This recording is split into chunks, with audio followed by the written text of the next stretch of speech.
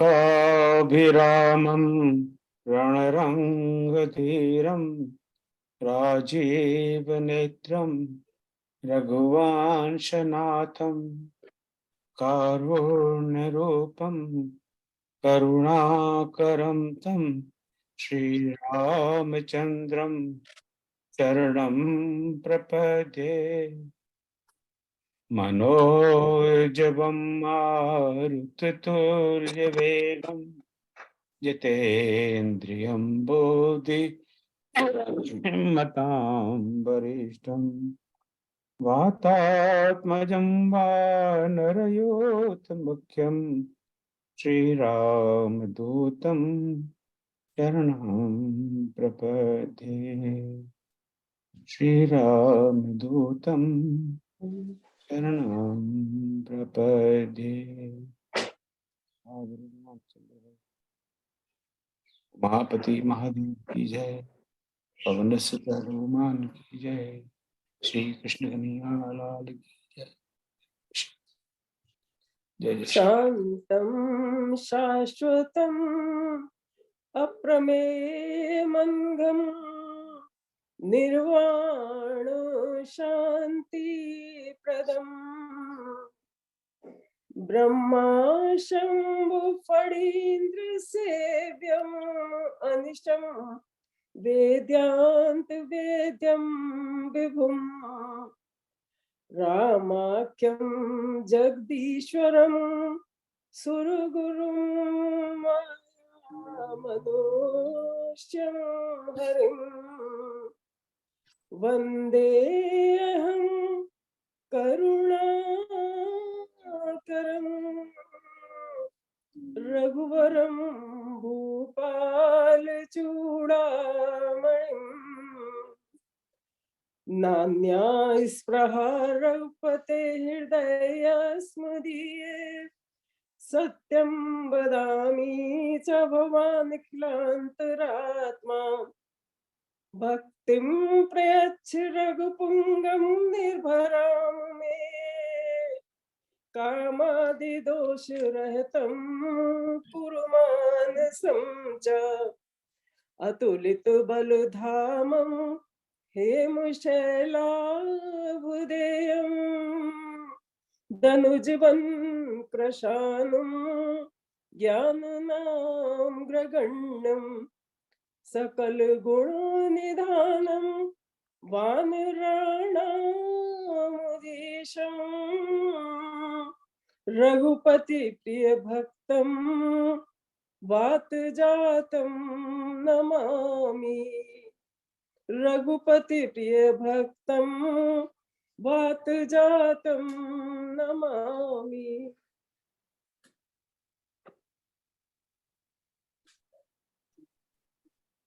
माया जी के लिए एक ताली का हो जाए। सुंदर आपने आरंभिक सुंदरकांड के श्लोकों का पाठ किया। तो भाइयों बहनों, आप सबका इस रामायण नितिन क्लास में स्वागत। करीब करीब 2 महीने हमने क्लास से थोड़ी सी छुट्टी भले ली, पर सब व्यस्त रहे। इस बीच में एक बड़ा काम हो गया है, भोपाल में अधिवेशन हो गया, जिसकी स्मृति जीवन पर्यंत बनी रहेंगी। और उससे हमने बहुत कुछ सीखा, मैंने बहुत कुछ सीखा, और प्रभु ने चाहा तो इस तरह के काम आगे होते रहेंगे। तो जब पिछली क्लास हुई थी, और पिछली 2 क्लास में कहूँ,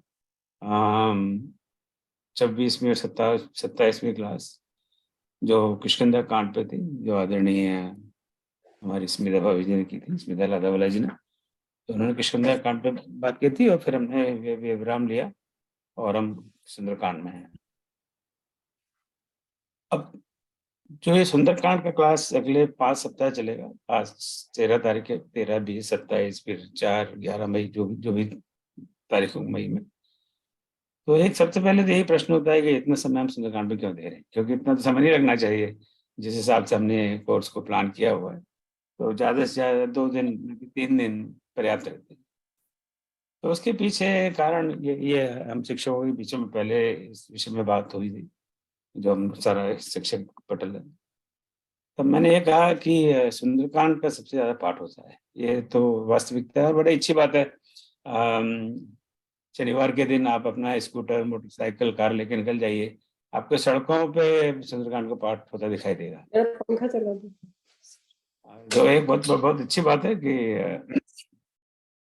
लोग घरों में पाठ करते हैं, मंदिरों में पाठ करते हैं, अकेले पाठ करते हैं, समूह में पाठ करते हैं। अब तो बहुत एक तरह से एक कहना नहीं चाहिए मुझे, व्यवसाय हो गया है। और व्यवसाय तो कोई बुराई भी नहीं है। बहुत लोग अब सुंदरकांड पाठ करके अपनी जीविका कर रहे हैं। हाँ, सबकी अपनी अपनी फीस है, कोई 11,000 लेता है, कोई 21,000 लेता है, कोई 31,000 लेता है। और उसमें मैं समझता हूँ कोई बुराई भी नहीं है, तो ठीक है, कोई कुछ काम करके अपना पेट भरता है, कोई कुछ काम करके पेट भरता है। तो सुंदरकांड का बहुत पाठ होता है। किसी और कांड का इस तरह से पाठ होता है तो मैंने नहीं सुना कि कहीं अयोध्या कांड का पाठ हो रहा हो या किष्किंधा कांड का पाठ हो रहा हो। सुना है आपने कहीं इस तरह से पाठ होता हो किसी एक कांड का? कहीं होता हो? या फिर पूरी रामायण का पाठ होता है, अखंड रामायण पाठ? तो या तो पूरी रामायण का पढ़ेंगे तो पूरी रामायण पढ़ेंगे, या सुंदरकांड पढ़ेंगे, किसी और अलग कांड का पाठ नहीं होता। तो चूंकि इसका इतना पाठ होता है और लाखों करोड़ों लोग इसमें इन्वॉल्व हैं, तो यह मन में भाव आया कि इस पाठ का, इस चैप्टर का या इस कांड का थोड़ा सा विस्तार से हम चर्चा करें। इसलिए हमने 2 या 3 क्लास के बजाय 5 क्लास रखी है। ये कारण तो ये है, और मुख्य कारण ये है कि कम से कम हम पाठ करें तो हम थोड़ा समझे तो सही हम क्या पढ़ रहे हैं। तो इसलिए परसों मैंने सोचा कि इसका भी एक अलग से कोर्स बना, अलग से कोर्स क्या, उसी कोर्स का एक पार्ट ही है, ताकि जो लोग सिर्फ सुंदरकांड का अध्ययन करना चाहें वो इसमें जुड़ सकें। इसलिए मैंने अभी एक नया एक गूगल फॉर्म भी से बनाया था कि जो जो इस रामायण अध्ययन क्लास में ना जुड़े हुए, ऐसे जो एंक्शियस या जिज्ञासु हनुमान भक्त हों या सुंदरकांड भक्त हों, वो जानना चाहें तो सिर्फ सुंदरकांड क्लास में जुड़ सकते हैं। 5 क्लास आप अटेंड करिए, और 5 में से 4 अटेंडेंस हो, और कम से कम 90% अंक हो हर क्विज के अंदर, तो उनको अलग से एक सर्टिफिकेट दे देगी। एक थोड़ा लुभाने वाला, बच्चों को ललचाते ना, इस तरह का काम है। तो ठीक है, अच्छे काम में इस तरह से कुछ तिकड़म लगाए तो क्या बुरी बात है। तो आपके कोई इष्ट मित्र हो जो सिर्फ सुंदरकांड को जानना चाहते हैं, समझना चाहते हैं थोड़ा बहुत, तो इस शॉर्ट क्रैश कोर्स में जुड़ सकते हैं। वो 5 क्लास हैं जो पूरे रामायण अध्ययन का ही एक हिस्सा है। तो that is the idea behind it. तो मेरे ख्याल से करीब 20 लोग आज सुबह तक नए लोग जुड़े, जिससे आपको कई नए लोग दिखाई दे रहे होंगे। आप सबका स्वागत है जो आज पहली बार जुड़ रहे हैं। और सुंदरकांड का तो क्लास अटेंड करिए ही, उसके क्विज वगैरह लीजिएगा, और उसके बाद में अगर आपको अच्छा लगे तो आगे भी लंका कांड, अयोध्या कांड, उत्तरकांड के भी अध्ययन करें, वो आपके मर्जी की बात। तो इसके पहले मैं आगे पढ़ूं, आपका कोई प्रश्न? ओके, चलो। तो अब थोड़ा सा, अब हाँ, थोड़ी सी एक भूमिका एक दे दूं कि हमने ये सुंदरकांड पर एक बड़ा एक्सटेंसिव कोर्स शुरू किया था पिछले सितंबर का, सितंबर 2020 से आरंभ किया था, जो 6 महीने चला था। जैसे मेरे ख्याल से 25 सेशन थे। तो मैं उन्हीं सारी यूट्यूब वीडियो को कई दिन से देख रहा हूँ, और अभी मैं सुंदरकांड के 2004 तक आ पाया आज सुबह। तो बड़ा एक्सटेंसिव डिस्कशन है। तो आप में से बहुत लोग उस समय उस क्लास को अटेंड किया था। तो आपको ये आज का क्लास और अगले 5 क्लास बड़े बोरिंग लगेंगे, और इसके लिए मैं क्षमा चाहता हूँ। नेचुरली कोई नई बात तो मैं कह नहीं सकता, बातें तो वही होंगी। तो उस गति से तो तेज चलेंगे, पर जो नॉर्मल हमारी यहाँ गति है उससे थोड़ा फास्ट चलेंगे। तो दिस इज वन क्लैरिफिकेशन। तो वो जो सुंदरकांड क्लास आपने अटेंड की हो और आपको लगता है ये क्लास आपके लिए अ, कुछ कोई नई बात नहीं है और आपका समय बर्बाद हो रहा है, और आप अटेंड नहीं कर रहे हैं, तो कोई बात नहीं, पर हाँ, क्विज अवश्य लीजिएगा ताकि वो काउंट हो जाए। तो I don't want really waste your time for that. और जो जिन्होंने वो सुंदरकांड का क्लास अटेंड नहीं किया था उस समय, 2020 सितंबर में शुरू हुआ था, उसकी पूरी प्लेलिस्ट हमारे यूट्यूब पर है, तो आप जाके उसको देखिएगा। और आपको पूरे 25, मेरे ख्याल से 25 यूट्यूब वीडियो हैं, और आपको वहाँ पूरा किष्किंधा कांड के अंतिम धोए से लेकर और सुंदरकांड के अंत तक का जो भी हमने किया था वो वहाँ पर रिकॉर्डेड है। तो it should be useful to many of you. तो ये क्लैरिफिकेशन के बाद में अब आज का हम शुरू करते हैं। देखिए 10 मिनट तो ऑलरेडी निकल गए। हाँ, तो मैं as usual Shyam, can you turn the YouTube और नो, यूट्यूब लाइव? वो नीचे वो जो 3 डॉट है ना, वहां से हो ये जाएगा। भैया मैं नहीं कर पाऊंगा, लास्ट टाइम भी मैंने ट्राई किया। Let me see if I can. हाँ, Can you आप make me भी the कर पाएंगे। host? I think if you can make me the host, I'm able to do it. I will make you host.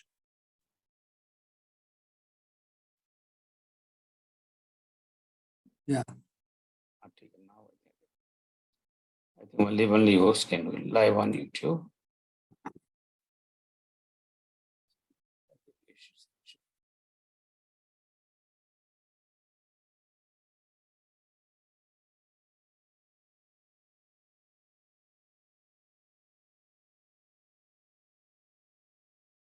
थोड़ा सा समय लग जाता है, 1 आध मिनट, तो जरा क्षमा करें व्यवधान के लिए।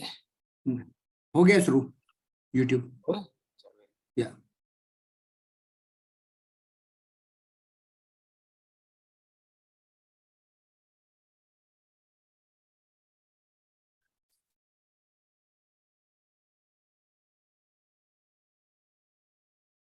हो रहा है श्याम? हाँ हाँ हो गया ना भैया। Oh, very good. हो गया। Wonderful. Thank you. तो अब ये इस समय लाइव यूट्यूब पर लाइव ब्रॉडकास्ट हो रहा है, तो आपके कोई इष्ट मित्र जो जुड़ नहीं सकते जूम से, वो यूट्यूब लिंक से जुड़ सकते हैं। ठीक है।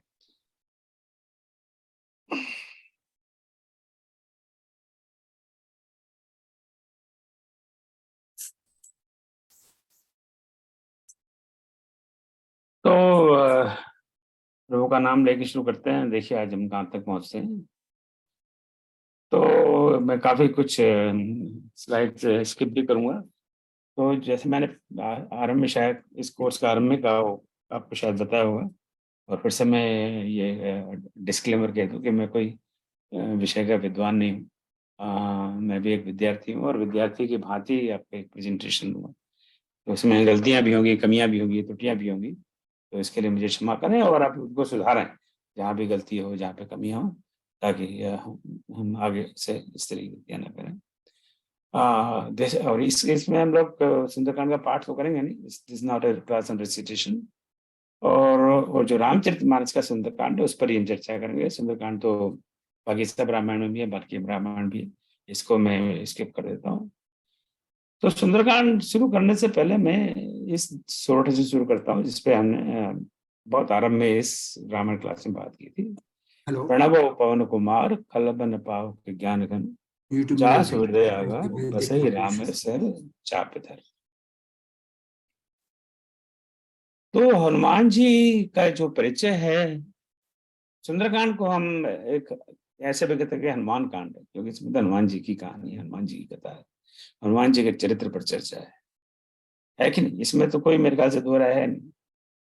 तो जो हनुमान जी को हम सबसे पहले कहाँ मिलते हैं, तो तुलसी बाबा ने हनुमान जी को हमें बालकांड के आरंभ में 16-17 में उनका परिचय करवाया है कि प्रणव पवन कुमार, मैं पवन कुमार हनुमान जी की स्तुति करना चाहता हूँ, उनकी स्तुति कर रहा हूँ, उनको प्रणाम कर रहा हूँ।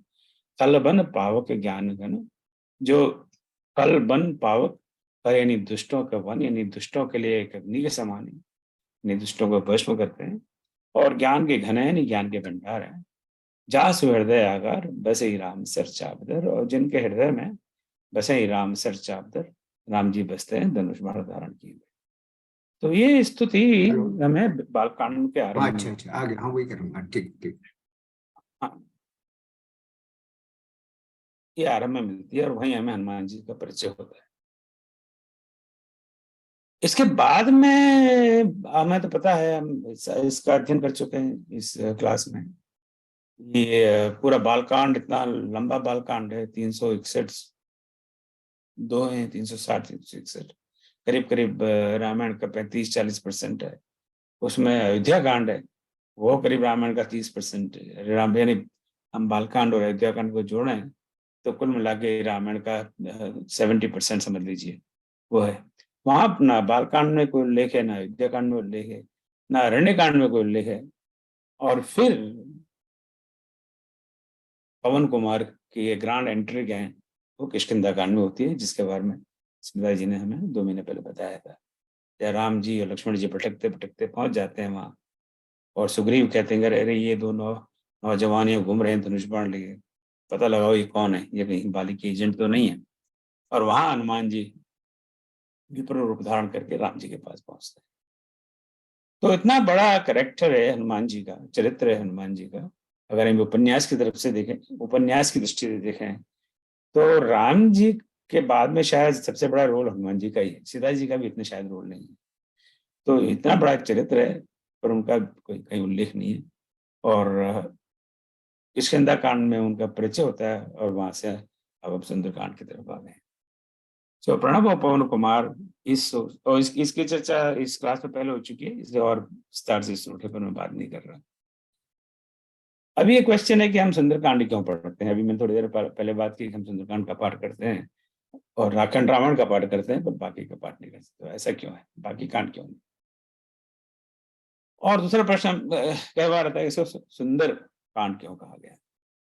तो इस पे थोड़ा संक्षेप में बात करते हैं, क्योंकि ये प्रश्न अक्सर खड़े होते हैं और हमारे पास इनका उत्तर कई बार होता है, कई बार नहीं होता, या फिर हम गैस करते हैं। और ये कहना भी बड़ा मुश्किल है कि सही उत्तर क्या है इनका। तो अगर मैं पहले तीसरा लिखा हुआ है, मैं पहला प्रश्न शायद निकल गया। तीसरा या जो 3 नंबर इस पे आता हूँ, इसको सुंदरकांड क्यों कहते हैं। अब हम देखते हैं कि रामचरितमानस में सुंदरकांड लिखा हुआ है, और तुलसीदास जी ने तो बहुत क्लियर लिखा हुआ है कि भाई जो वाल्मीकि हैं, जो आदि कवि हैं, उन्होंने मानस की रचना की है, रामायण की रचना की है। और उन्हीं से प्रेरणा पाकर ये तुलसीदास जी कह रहे हैं कि मैं ये रामचरितमानस राम कथा लिख रहा हूँ। तो वाल्मीकि रामायण जो सबसे पुरानी रामायण है, सबसे पहली रामायण है, और सबसे पहली कविता है, आदि कवि है वाल्मीकि जी, यार इसमें कोई दो राय नहीं है। उन्होंने भी इस कांड को सुंदरकांड कहा। तो इसको सुंदरकांड क्यों कहा गया है, इसका सही उत्तर तो सिर्फ वाल्मीकि जी को ही पता होगा। तो या हम वाल्मीकि जी से कोई हमारा कोई संपर्क हो, उनका कोई फोन नंबर वगैरह हो, तो उनसे हम फोन करके पूछ सकते हैं कि आपने इसको सुंदरकांड क्यों कहा गया। पर मेरे पास तो फोन नंबर उनका है नहीं। आपके पास किसी के पास वाल्मीकि जी का नंबर हो तो बताइए, उनसे फोन करके पूछ सकते हैं। पर मैं नहीं समझता किसी के पास फोन नंबर है वाल्मीकि जी का। तो अब हमें गैस करना पड़ेगा, बड़े बड़े विद्वानों को पूछना पड़ेगा। और मैं तो समझता हूँ बड़े बड़े विद्वान भी एक तरह से गैस ही करेंगे, हालांकि उनका गैस बड़ा सोच विचार का गैस होगा, ऐसी अलग टपक गैस नहीं होगा। हम हमारे जैसे लोग, मेरे जैसे लोग ऐसी गैस वर्क कर सकते हैं। तो एक बार की बात है, यही मंदिर में एक गौड़िया मठ टेम्पल है ह्यूस्टन में। अब चूंकि समय निकलता जा रहा है, हो सकता है इसको 6-7 साल हो गया हो। तो शाम को वहाँ गैदरिंग होती है संडे को। तो मैं गया हुआ था और आरती हुई, और जैसे आरती होते एक नौजवान मेरे पास आया। तो वो पता नहीं क्यों ऐसा उन्होंने ऐसा प्रश्न कर दिया है, तो ओम जी ये सुंदरकांड को सुंदरकांड क्यों कहते हैं। और मैंने तो सारे अपने बाल पकड़ के खींच लिए, क्योंकि मेरे पास कोई उत्तर था ही नहीं। अब मैं क्या उत्तर दूँ। तो मैंने कहा तो प्रश्न तो बहुत अच्छा है, पर भैया मेरे पास कोई इसका उत्तर नहीं है। पर दैट मेड मी थिंकिंग कि क्यों सुंदरकांड को सुंदरकांड कहते हैं। और ये मेरा विचार है, और बाकी लोगों के अपने अपने विचार होंगे कि अगर हम रामचरितमानस को या रामायण को एक कथा के रूप में देखें, तो एक कथा, एक राजकुमार की कथा है जिसका नाम राम है। और हर मनुष्य, जैसे हर मनुष्य का जन्म होता है, वैसे उनका भी जन्म होता है। हालांकि कई लोग कहेंगे जन्म नहीं हुआ, वो तो भगवान में प्रकट हुए, वह प्रकट कृपाला दीन दयाला कौशल्या अधिकारी। तो प्रकट होते हैं, जन्म, उनका जन्म होता है, एक बालक की तरह उनका पालन पोषण होता है। वो भी वहाँ उस जमाने में जो प्रणाली थी, वो भी स्कूल में पढ़ने जाते हैं, गुरु के पास पढ़ने भेजा जाता है। गुरु ग्रह गए पढ़ने रघुराई, अलप काल सब विद्या आई। और वहाँ पढ़ने के बाद में वापस आ जाते हैं। तो एक राजकुमार है, राजा के पास प्रजा सहायता के लिए जाती है, विश्वामित्री जी वहाँ आते हैं। और फिर उसके बाद में विश्वामित्री जी के साथ में आते हैं, उनका विवाह होता है और वापस आ जाते हैं। तो एक तरह से एक सामान्य सी बात है, कोई शायद किसी भी राजकुमार के साथ ऐसा हो सकता है। ठीक है, बड़े वीर राजकुमार हैं, उन्होंने शिव जी का धनुष तोड़ा, कोई और नहीं तोड़ पाया। तो बाल्यकाल तो उनका बड़ा, मेरे ख्याल से बहुत बड़ा ही निकला। पर जैसे ही अयोध्या में प्रवेश करते हैं, कुछ दिनों बाद ही राज्याभिषेक के समय उनको वनवास हो जाता है। और उसके बाद में तो सारी कहानी दुख भरी है। वनवास, माता पिता से बिछोह, पिता का निधन, और जंगल में, वन में भटकना, और यहाँ तक कि अपनी पत्नी का हरण, और उसके वियोग में पशुओं से, पक्षियों से, पत्तों से, फूलों से पूछना कि मेरी सीता कहाँ है, मेरी सीता कहाँ है। और भटकते भटकते भटकते भटकते किष्किंधा पहुंच जाना, और वहां पर वानरों से सहायता लेना कि आप मेरी हेल्प करो, मेरी सीता का कुछ पता नहीं है। ऐसी दुर्दशा किसी की भी हो, तो इससे ज्यादा दुख की क्या बात हो सकती है। तो अयोध्या कांड, रण्य कांड, किष्किंधा कांड, एक तरह से देखें तो जो इस कथा का नायक है, हीरो है, उसके लिए बड़ी बड़े दुख वाले कांड है। सुंदर कांड तक, किष्किंधा कांड के अंत तक बड़े दुख वाली बात है कि वानर लोग समुद्र के किनारे खड़े हो जाते हैं। संपाति ने कह दिया है कि वो देखो देखो वहां दिख, मेरे दूर से मैं देख सकता हूँ, वो एक छोटा सा वन है, अशोक वन है शायद उसका नाम, वहां पे एक स्त्री बैठी हुई है, लग रहा है वो सीता ही है। परंतु वो तो संपाति वो कह देते हैं, लेकिन सीता तो अभी बहुत दूर है, पूरा समुद्र है बीच में, और वो सीता है कौन है, संपाति को ठीक से दिख रहा है नहीं दिख रहा है, राम भगवान जाने। तो यहां तक सब दुख भरी कहानी, परंतु सुंदरकांड में प्रवेश होते ही दुख भरे दिन बीते रवैया, अब सुख आयो रे। सुंदरकांड में प्रवेश होते ही हनुमान जी प्रवेश करते हैं, और वो सारी इस कहानी को पलट देते हैं, और वही उसका हम अध्ययन करेंगे। आपका सुंदरकांड की सारी कथा कहानी सबको यहाँ पता है, इसलिए अभी मैं उसके बारे में बात नहीं कर रहा। और अंत में और मध्य में सुंदरकांड में सीता जी का पता लगाकर हनुमान जी रिपोर्ट दे देते हैं राम जी को, आगे देखिए देखिए आप चिंता मत करिए, सीता माता वहां हैं, सुरक्षित हैं, कमिटेड हैं, लॉयल हैं, और आपको आपकी प्रतीक्षा कर रही हैं। और वहां से आगे की कहानी हम जब जानते हैं, तो मैं समझता हूँ this is the main reason. हो सकता है मेरा गैस है, हो सकता है वाल्मीकि जी ने सोचा हो कि क्यों ना इसका नाम सुंदरकांड रखें, क्योंकि बाकी कांड तो किसी न किसी स्थान को लेकर है या सिचुएशन को लेकर है। बाल कांड है क्योंकि वो बाल्यकाल की कहानी है, अयोध्या कांड है क्योंकि वहाँ अयोध्या सेंटर सेंटर है उस कथा का। अयोध्या कांड, अयोध्या में वनवास है, अयोध्या में राज्याभिषेक है, अयोध्या से ही भरत जी उनको लेने जाते हैं, और अयोध्या में ही आके उनकी खड़ाओं का राज सिंहासन बैठाया जाता है। अरण्य कांड तो जंगल का कांड है, वन का कांड है, वन वन घटकते हैं। किष्किंधा कांड में घटित घटनाओं का कांड है। लंका कांड में तो लंका में युद्ध की बात है, हालांकि वाल्मीकि जी ने लंका कांड को युद्ध कांड कहा, लंका कांड नहीं कहा। वो परिवर्तन हमारे बाबा तुलसीदास जी ने हमारे समय में कर दिया उसको, तो लंका कांड कहूंगा। और उत्तरकांड तो आध्यात्मिक कांड है, जहाँ पर सब प्रश्नों के उत्तर हैं, और इसकी समरी है सारे रामायण। और सुंदरकांड एक बिल्कुल अलग से हट कर नाम है, ना कहीं किसी युग से संबंधित है, ना ही किसी व्यक्ति से संबंधित है, ना ही किसी स्थान से संबंधित है। वो तो इसकी सुंदरता जो जीवन में ला रही है उसका कांड है। अब सुंदरकांड क्यों कर पढ़ते हैं, वो उसका कारण शायद इसीलिए यही रहा हो क्योंकि ये हमारे जीवन में आशा लाती है।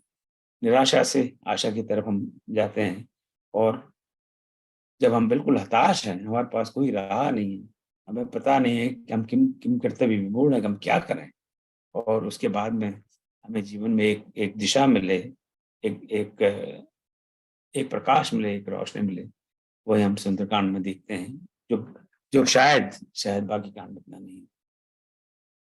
कुछ विद्वान का जो इतिहासकार है उनका ऐसा मानना है कि सुंदरकांड का जो पाठ है जो आजकल हो रहा है, वो कोई बहुत पुराना नहीं है, कोई 100-150 साल पुराना है। उसके पहले अयोध्या कांड का पाठ हुआ करता था। अब ये इसमें कितना सत्य है कितना नहीं है मुझे नहीं पता, पर ये मैंने जो जो रामायण के इतिहासकार हिस्टोरियन है उनके लेखों से पढ़ा है। तो अयोध्या कांड भी बड़ा मार्मिक कांड है, क्योंकि वहां तो करुणा ही करुणा। तो हो सकता है कि उसकी जो लेंथ को देख के लोगों ने छोड़ दिया हो कि उदयकांड पढ़ने में तो 6-7 घंटे लगते हैं, इतना समय क्यों लगाया, अपने पास समय तो है नहीं, इसे सुंदरकांड पढ़ा गया। तो इस तरह की चर्चा है। कुछ लोगों कुछ विद्वानों से मैंने और भी सुना है, कुछ कहते हैं कि भाई गिर त्रिकूट ऊपर बस लंका, जहाँ तय रावण रहे शंका, क्योंकि जो लंका है वो त्रिकूट पर्वत पर बसी हुई, यानी वहां पर 3 चोटियां हैं, 3 श्रृंखला है। उसमें से एक श्रृंखला का नाम सुंदर है, और सुंदर श्रृंखला पर ही अशोक वाटिका है, और सीता जी अशोक वाटिका का निवास है, इसलिए इसका नाम सुंदरकांड पड़ा। ऐसा मैंने किसी विद्वान से सुना है, ये इसको पढ़ा नहीं है। एक विद्वान से मैंने ये भी सुना है, वो कहते हैं कि हनुमान जी का नाम तो हनुमान जी बाद में पड़ा, अब उस सब चर्चा अब हम नहीं जाएंगे। तो जब हनुमान का नाम हनुमान पड़ा, उससे पहले उनका भी तो कुछ न कुछ तो नाम रहा होगा।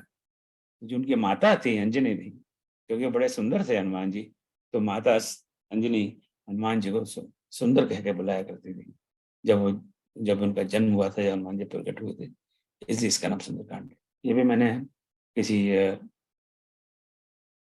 कथाकार से सुना है, और ये इसका कहीं रेफरेंस कहीं लिटरेचर में साहित्य में है या नहीं, इसका मुझे कोई जानकारी नहीं। अब आगे बढ़ा, इसके पहले कोई आपका कोई प्रश्न? भाई साहब, टाइम हो तो कभी सुंदरकांड को सुंदरकांड क्यों कहते हैं, मैं एक सेंटेंस बोलना चाहूंगी। हाँ भाई जब कहिए भी ना, टाइम, अभी कहिए ना, एक सेंटेंस अभी कह दीजिए। सुंदरकांड आध्यात्मिक कांड है, पूरी रामायण में सबसे ज्यादा आध्यात्मिक कांड है। यहाँ पर सीता जी को ज्ञान लक्ष्मी कहा है। ज्ञान की प्राप्ति में जिस तरह से ध्यान लगाते हैं और ध्यान में जो बाधाएं आती हैं, वो ही हनुमान जी को सीता जी तक पहुंचने में आई हैं। इसलिए सबसे ज्यादा सुंदर ये पाठ है, क्योंकि दोनों तरह से उपयोगी है। बस इतना ही कहना है। थैंक यू, धन्यवाद। तो चलिए अब आगे बढ़ते हैं। तो ये प्रणव और पवन कुमार पे हमने ये बात की, फल बन पाव के ज्ञान घन, जा हृदय आगार बसी राम सर चापधर, ये सोरठा है। और सोरठे को कैसे पढ़ते हैं, इस पर हम पहले एक अन्य टॉपिक से बात कर चुके हैं, तो उस पर हम जा नहीं रहा, इनको हम कैसे पढ़ते तो बहुत समय चला जाएगा।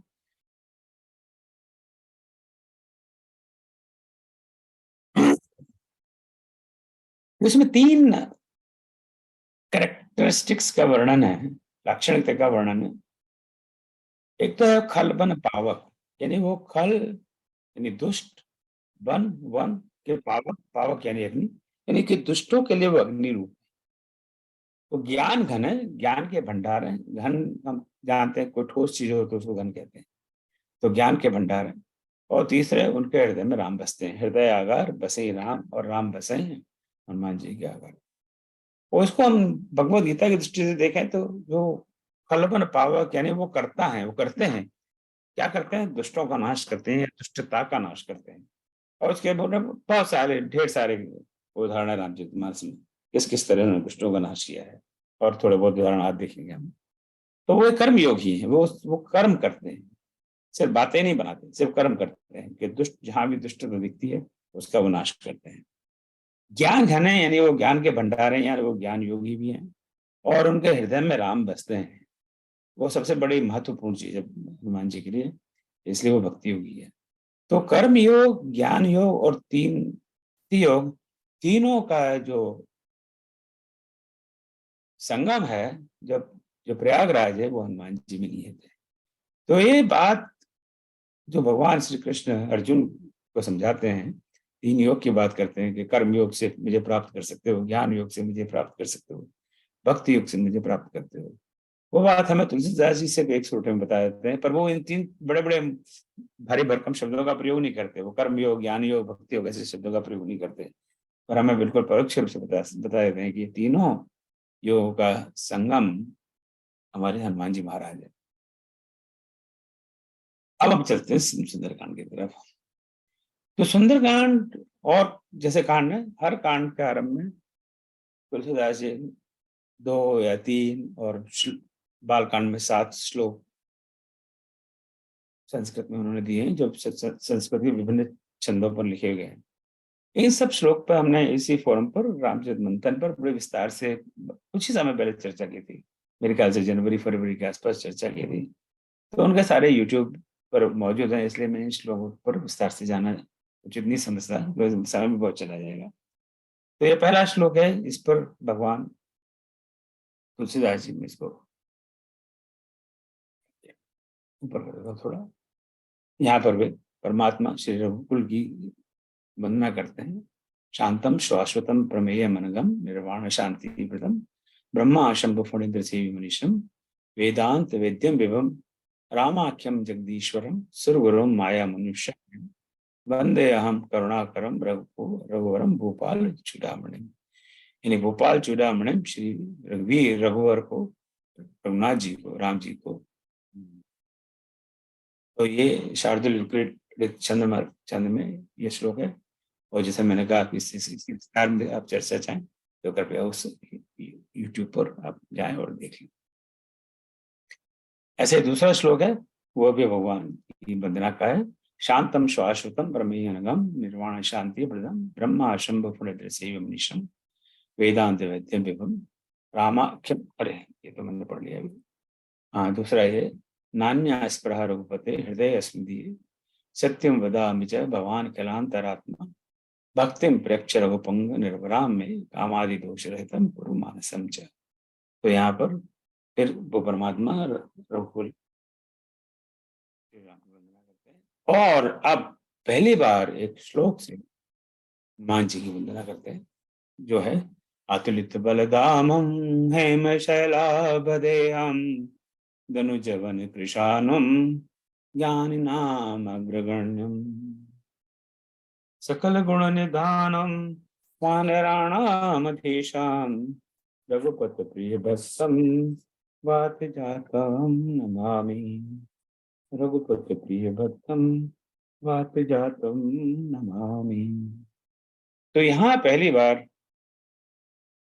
तुलसी बाबा हनुमान जी की स्तुति करते हैं। इसके पहले इतने सारे श्लोक आ गए। सिर्फ बालकांड में वो कहते हैं वंदे कवीश्वर कपीश्वर हो, मैं कपीश्वर यानी हनुमान जी की वंदना करता हूँ, पर उनके गुणों का कोई वर्णन नहीं। इसके बाद में जो मैंने जो सोठा बताया था प्रणव पवन कुमार, वहां उनकी गुणों की बात करते हैं। और यहाँ विस्तार से मालिनी छंद में इस श्लोक में हनुमान जी के गुणों की बात करते हैं कि वो अतुलित अतुलित बल के धाम, अतुलित बल धामम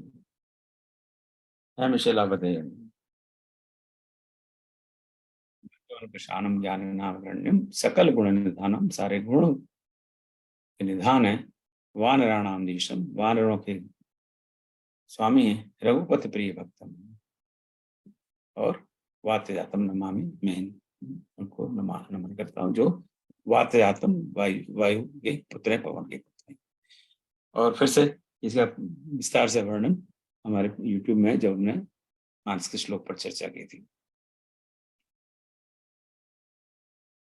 तो इन दोनों को अगर हम थोड़ी सी तुलना करें तो वहां प्रणव पवन कुमार खलवन पावक ज्ञान घन जास हृदयागर बसे राम सिरचा बदर। और यहाँ पर उसका ही थोड़ा सा विस्तार किया है। अतुलित बल धाम, बल के धाम है। हेम शैला बदेम, कांति युक्त उनका शरीर है। धनुजवन कृषाणम, दैत्यों के लिए अग्नि स्वरूप है। जैसे यहाँ लिखा है खल वन पावक, दैत्यों के लिए, दुष्टों के लिए अग्नि के रूप है। ज्ञानियों में श्रेष्ठ, पावक ज्ञान घन, वह ज्ञान के भंडार है, ज्ञानियों में श्रेष्ठ है। जासु हृदयागार बसे राम सिरचावधर, राम के प्रिय भक्त है। तो आप सब देखते हैं कि करीब करीब बहुत बातें तो इंक्लूडेड है ही, पर और भी नई बातें उन्होंने। बल के धाम है, हेम शैलापतिम, उनके देह का वर्णन है, कांति शरीर है, और गुणों के भंडार है, वानरों के स्वामी। तो उसी सोरठे का एक्सपांशन इस श्लोक में हनुमान जी की स्तुति में। अब हम चलते हैं सुंदरकांड इन 3 श्लोक के बाद में। तो जो पहली पंक्ति है वो है जामवंत के वचन सुहाए, सुन हनुमंत हृदय अति भाए। तब लग मोहि परख्यो तुम भाई, सही दुख कंद मूल फल खाई। जब लगी आवो सीता ही देखी, होए काज मोहि कर्ष बिसे। अब सुंदरकांड एक ऐसा कांड है जिस सारे हम सब 7 कांडों को देखे हैं, तो सबकी जो स्ट्रक्चर है, संरचना है। पहले कुछ श्लोक हैं, जैसे बालकांड में पहले 7 श्लोक हैं, अयोध्या कांड में 2 या 3 श्लोक हैं, मुझे भी ठीक से इसमें याद नहीं आ रहा।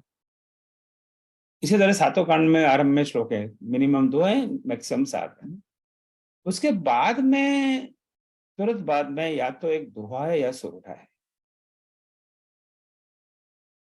जो सुमिरत सिद्ध हो गणनायक करवर बदन, जैसे बाल कांड में है, अयोध्या कांड में है, वही है जो हनुमान चालीसा में है, श्री गुरु चरण सरोज रज निज मन मुकुर सुधार, वो एक दोहा है। पर ये सुंदर कांड में 3 श्लोक के बाद में कोई दोहा सुरठा नहीं है, डायरेक्टली एक चौपाई है। तो मन में थोड़ा सा आश्चर्य होता है कि गोस्वामी जी ने ऐसा क्यों किया होगा, क्यों कोई दोहा या चौपाई क्यों नहीं लिखी। फिर हम ये इस चौपाई को पढ़ते हैं, जामवंत के वचन सुहाए सुन हनुमंत हृदय अति भाए। जामवंत के वचन सुहाए, सुहाए क्या है, सुहावने वचन, प्लेजेंट वचन, जो मन को अच्छे लगे ऐसे वचन, ऐसी बात सुनकर सुन हनुमंत हृदय अति भाए, हनुमान जी को बड़ा अच्छा लगा सुनकर, हृदय में अति भाई, हृदय में बड़ी प्रसन्नता हुई। अब कोई सिर्फ सुंदरकांड कोई पढ़े और शेष राम पहली बार सुंदरकांड पढ़ रहा हो, बहुत सुना है उसे सुंदरकांड बहुत अच्छी चीज है, सुंदरकांड बहुत अच्छी चीजें पढ़नी चाहिए, तो बोले अच्छा है, अब तो इतना कह रहा तो पढ़ ही लेता हूँ आज। और वो खोलता है और ये पढ़ता है, जामवंत के वचन सुहाए सुन हनुमंत हृदय अति भाए, तो वो अपने बाल खींच लेगा, कह रहे हनुमान जी को अच्छे वचन बड़े अच्छे लगे, पर वचन है क्या, इसकी तो कोई बात ही नहीं है यहाँ। जामवंत के वचन सुहाए, ये वचन कहाँ है। तो ये स्वाभाविक प्रश्न है, जो पहली बार पढ़ रहा है वो लगे ना दोनों हनुमंत हृदय भाई, तो ऐसी क्या बात कही जामवंत ने, ऐसी कोई बढ़िया बात कही होगी, हम भी जानना चाहते हैं उन्होंने क्या बात कही।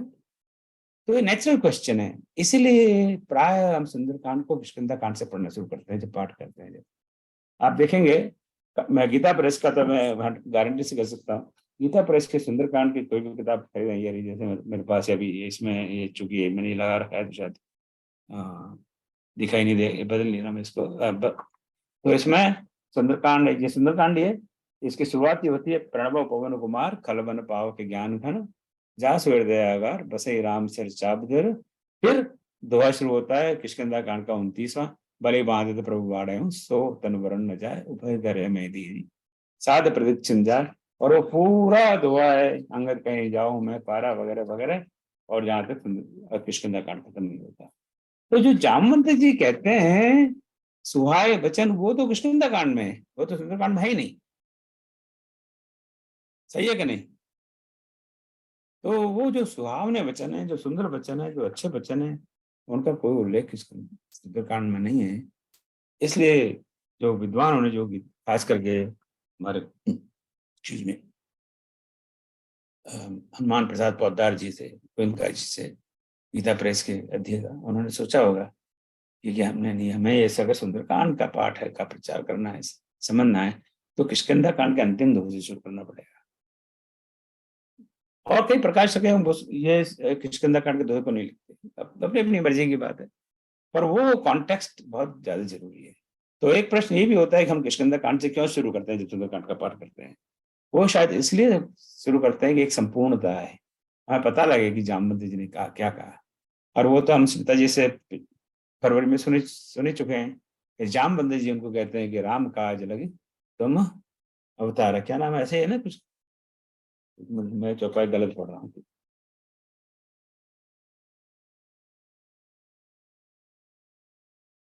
राम काज लगे तब अवतार, कि तुम्हारा जन्म ही राम काज के लिए हुआ है, तुम चुपचाप क्या बैठे हो। अब जब हनुमान जी ये सुनते हैं कि राम काज लगे तब अवतार, तब तक वो चुपचाप बैठे हैं, और उसके बाद में वो सुनते ही भयो पर्वताकार, फिर तो कह रहे मैं तो भूल गया था, मेरा जन्म ही, मेरा अवतार ही राम काज के लिए हुआ है, तो अब बताओ मुझे क्या करना है। और उसके बाद में हनुमान जी समझाते हैं कि आपको ये करना है, और बात समझकर हनुमान जी प्रसन्न होकर अपनी यात्रा के लिए चल पड़ते हैं,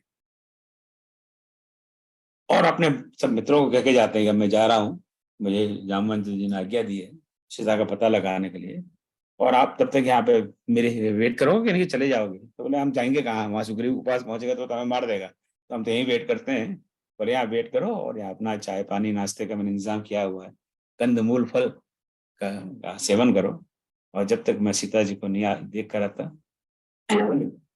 जब लगी आवो सीता देखी हो काज मुझ हाथ से भी सीखी। और यहाँ एक थोड़ा सा मैं एक अपने विचार व्यक्त करना चाहता हूँ, आप जरूर नहीं है कि आप सहमत हो। तो ये विशेषी है या विशेषी कैसे पढ़ना चाहिए, इस पर हमने दोनों तरह से सुना है जब लोग रामायण का पाठ करते हैं। और बड़े बड़े विद्वान जो प्रोफेशनली रामायण का पाठ करते हैं, सुंदरकांड का पाठ करते हैं, बड़ी बड़ी उनकी दक्षिणा फीस के लिए वो दक्षिणा शब्द का प्रयोग करते हैं। वो तो कोई बात नहीं, आज वो तो नॉमेनक्लेचर है कि भाई मैं सुंदरकांड का पाठ करूंगा, उनका मार्केट रेट है, किसी का 21,000 है, किसी का 51,000 है, किसी का कुछ है, तो वो भी ऐसे पढ़ेंगे। आप Rajesh Mishra ji, please don't write this. Rajesh Mishra ji, are you writing something?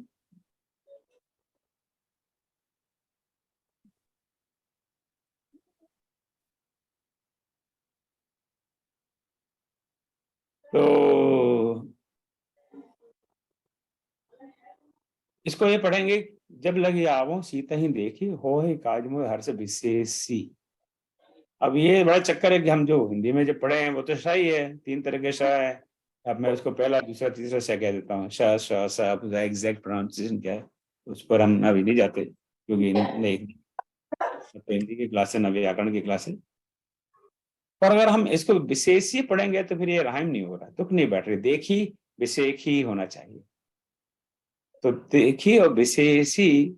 और मैंने जब ये क्लास पढ़ाई गई थी, मैंने बात की थी इस बारे में, तो शैलजा जी बैठी हुई, उन्होंने बताया था कि मैं बनारस की हूँ, और बनारस में जब हमारे घर के जो नौकर वगैरह होते हैं, गाँव से आते हैं, उनसे बात करते हैं, तो वो स्थाई शब्द का प्रयोग करते हैं, और शाह का प्रयोग नहीं करते। आपको शायद याद है कि नहीं इस बात को, अब 2.5 साल हो गए, पर चूंकि मैंने यूट्यूब रिव्यू किया इसलिए मैं कह रहा हूँ।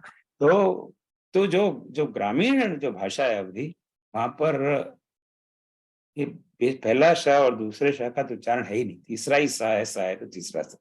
वहां शिव नहीं कहेंगे, शिव कहेंगे, राइट। शंकर नहीं कहेंगे, शंकर कहेंगे। तो वहां पे श की जगह ज्यादातर ख उच्चारण का प्रयोग होता है। तो अगर मैं नहीं कह रहा कि ये सही है या गलत है, पर अगर मैं इसका पाठ कर रहा हूँ तो मैं तो इसको खा ही पढ़ूंगा। जब लगी आवहूं सीता देखी, होय काज मोहे हरस बिसेखी। और हर्ष को भी हो सकता है कुछ लोग हरख पढ़ाएं, हरख, तो हरख बिसेखी, पर वो हरख है हर्ष है, उसमें मुझे कोई दुविधा नहीं है। पर बिसेखी ही मैं इसको पढ़ना चाहूंगा, विशेषी नहीं पढ़ूंगा, क्योंकि वो फिर उससे चौपाई से राहिम ही नहीं हो रहा, उसकी तुक ही नहीं बैठ रही।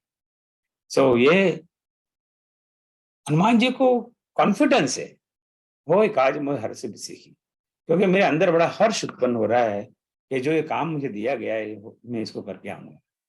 इसलिए कोई भी काम करने के पहले मैंने यहाँ पे कुछ नोट्स डाले हुए हैं कि lesson from second part of 5.1.C3। ये 1.5.1.C3 के इस बारे में कई बार हम बात कर चुके हैं। तो इसको हम जो इस अर्धाली को देखें, वो एक आज में हर से बिसेगी इतने को देखें, तो इसका क्या लेसन है हमारे जीवन में। इस कोर्स का मेन फोकस है कि रामायण की या सुंदरकांड की हमारे जीवन में क्या उपयोगिता है। क्या हम एक टाइम पास करने के लिए इनका पाठ करते हैं, अध्ययन करते हैं, हमारे पास कोई और काम धंधा नहीं है, चलो बैठे आज रामायण सुंदरकांड कर लो, या कोई इसकी जीवन में उपयोगिता भी है। सो हो ही काज मोह हर्ष बिसेगी, यानी कोई भी इतना बड़ा अभियान आप आरंभ करें, ये बहुत बड़ा अभियान है। वहां रावण बैठा हुआ है और रावण के पास में एक अकेला वानर वहां जा रहा है। तो इतने बड़े अभियान के लिए मन में आदमी को शंका होगी, डर होगा, डाउट होगा कि पता नहीं क्या होगा, मैं पहुंच पाऊंगा नहीं पहुंच पाऊंगा, पहुंच भी गया तो मेरा वहां क्या हाल होगा, आ पाऊंगा नहीं आ पाऊंगा। क्योंकि रावण कोई छोटा मोटा नहीं है, सारे देवी देवता उससे हार गए। सबने जाके ब्रह्मा जी और विष्णु शंकर जी के पास गए, उन्होंने कहा भैया हमारे हाथ बस की बात नहीं है।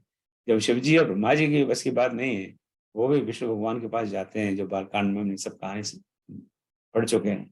तो हनुमान जी तो क्या क्या बताए, पर उनके हृदय में हर्ष है, मोह होए काज, मेरा काम होगा, मुझे हर्ष है। तो इस तरह का एक कॉन्फिडेंस बहुत जरूरी है किसी काम को आरंभ करने के लिए। तो सीधा साधा लेसन है कि हमें कोई भी नया काम करने के पहले हमारे मन में आत्मविश्वास होना चाहिए। अगर आत्मविश्वास नहीं है, कॉन्फिडेंस नहीं है, तो वो काम हो पाएगा नहीं हो पाएगा, ये कहना बड़ा मुश्किल है। तो यहीं पे हर लाइन में हमारे पास लेसन है क्योंकि हमारे पास हमेशा समय बहुत लिमिटेड होता है, तो हम कितना बात कर पाएंगे मैं नहीं कह सकता, पर जितना भी संभव हो हमें हर लाइन में देखना चाहिए कि इससे हमें जीवन में क्या उपयोगी संदेश मिलता है। ये कह नाय सबन को माता, चले वो हर्ष ही धरि रघुनाथा। ये कहकर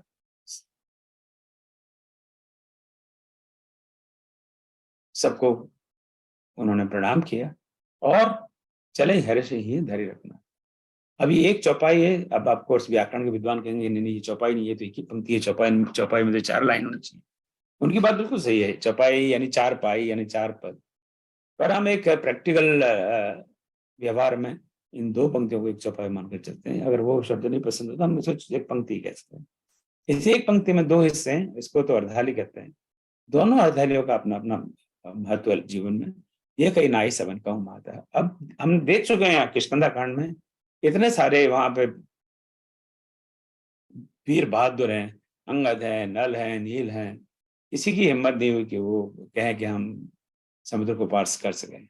एक हनुमान जी इसके लिए तत्पर हुए और फिर भी विनम्रता इतनी है कि सबको प्रणाम करते हैं, सबको नमन करते हैं, सबको अपना सर झुका के कहते हैं, उनसे विदा मांगते हैं। ये बहुत आवश्यक है। अगर हम हमारे जीवन में ऐसा कोई प्रसंग आए तो हम तो एकदम सर ऊपर करके चलेंगे, देखो तुम में से किसी की हिम्मत नहीं पर मैं जा रहा हूँ, तुम क्या चीज हो, देखो मैं कितना वीर हूँ, कितना बहादुर हूँ। पर यहाँ ये नहीं, यह विनम्रता है। तो विनम्रता का अगर हमें पाठ सीखना है तो हनुमान जी से सबको विनम्रता है, पता है कि सब मेरे से कमजोर हैं, सबने हार मान ली है, सब कहते अरे नहीं नहीं मैं 10 योजन जा सकता हूँ, 20 योजन जा सकता हूँ। अंगद कह रहा मैं जा तो सकता हूँ पर आने का मेरा कोई ठिकाना नहीं है। उसमें हनुमान जी जाने को तत्पर है, फिर भी वो विनम्र है। और फिर चले हर्ष ही धरि रघुनाथा। हर्ष मन में है, हृदय में है, परंतु हृदय में तो रघुनाथ जी होने चाहिए। अगर रघुनाथ साथ हैं तो कोई भी प्रोजेक्ट आपका सफल नहीं होगा, ये अब हनुमान जी से सीख सकते हैं। तो इस एक ही पंक्ति से तो दोनों अर्धाली से अपना अपना एक अलग अलग लेसन है जो हम जीवन में जिसका हम उपयोग कर सकते हैं। सिंधु तीर एक भूधर सुंदर कौतिक कूद चढ़ता, ऊपर बार बार रघुवीर संवारी, तरके पवन तले बर भारी। अब समुद्र को कूदना है तो एक बहुत बड़ी जंप लगानी पड़ेगी, इसके लिए बड़ी ठोस जमीन चाहिए। अब समुद्र के किनारे तो रेत होती है, अब रेत में तो कोई जंप नहीं लगा सकता ना। अगर हम रेत पर जंप लगाने जाएंगे तो वो तो रेत अब जब पैरों के नीचे से फिसल जाएगी, तो वो तो संभव ही नहीं है। रेत पर आप चलना ही मुश्किल है, जंप लगाने की बात छोड़ो। आप किसी को समुद्र के किनारे छोड़ दो रेत में, कभी या तो यहाँ दौड़, तो दौड़ कैसे सकेगा? दौड़ने के लिए ठोस जमीन चाहिए। तो उनका यहाँ से तो जंप लगाऊंगा तो बहुत दूर नहीं जा पाऊंगा, मुझे एक कोई ठोस जमीन चाहिए। और वहीं पर एक भूधर है, पर्वत है, सुंदर सा पर्वत है, उसके ऊपर हनुमान जी चले जाते हैं और फिर बार बार रघुवीर संभाली। देखिए ना, आप हर लाइन में हम देख रहे हैं कि कुछ भी करने के पहले परमात्मा को याद करते हैं। हम कितनी बार परमात्मा को याद करते हैं? हम परमात्मा को याद नहीं करते, हम किसी और अपने आप को ज्यादा, अपनी शक्ति में हमें ज्यादा विश्वास है। बार बार रघुवीर संभाली और तरके पवन तनय बल भारी, और भगवान को बार बार स्मरण करते हैं और वहीं से वो उछाल लगाते हैं ताकि वो समुद्र पार कर सके। अब इन शब्दों पे बड़े विस्तार से चर्चा है हमारे सुंदरकांड की क्लास में, तो उन पर मैं करने जाऊंगा तो मैं इसके लिए फिर 6 महीने चाहिए। मुझे लगता है मुझे उनको सब स्किप भी कर देना चाहिए। पर हाँ, आपका किसी का कोई प्रश्न हो बीच में तो आप जरा मुझे, क्योंकि मैंने पावर पॉइंट चला रखा है तो सब दिखाई नहीं दे रहे, पर किसी का कोई प्रश्न हो बीच में तो जरूर मुझे टोक दीजिए ताकि मैं उस पर हम चर्चा कर सकें। जय गिरि चरण दई हनुमंता, सो चलो सोगा पाताल तुरंता, जब अमोह रघुपति कर बाना, यही भांत चलिए।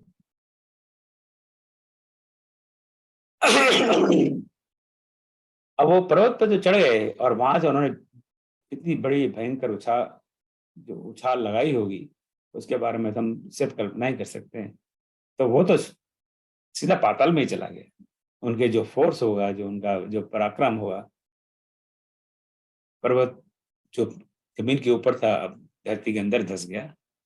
अब जब अमोघ रघुपति करवाना, यही बात हनुमान जी जो चल रहे हैं उसकी जो तुलना की है वो एक रघुपति के बाण से की। जो भगवान का बाण है वो किस तरह चलता है, वो अमोघ बाण है। अब अमोघ शब्द थोड़ा हमें जानना चाहिए। अमोघ शब्द है अमोघ, जो मोघ नहीं है, और मोघ वो है जो वेन, यूजलेस, अनप्रॉफिटेबल। ये ऑक्सफोर्ड की हिंदी डिक्शनरी से मैंने लिया है। RS मेग्रे की बहुत बहुत टॉप क्लास की डिक्शनरी है। अगर आपके पास ना हो और आप हिंदी और इंग्लिश की डिक्शनरी जानना चाहें तो इस डिक्शनरी का मैं होल हार्टेडली रिकमेंड करूँ।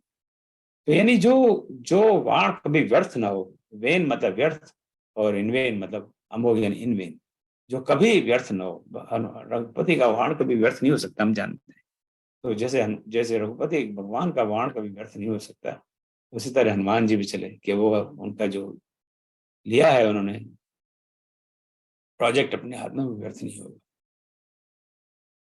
इसके बाद में अमोघ शब्द के बाद में भी इसका उल्लेख है।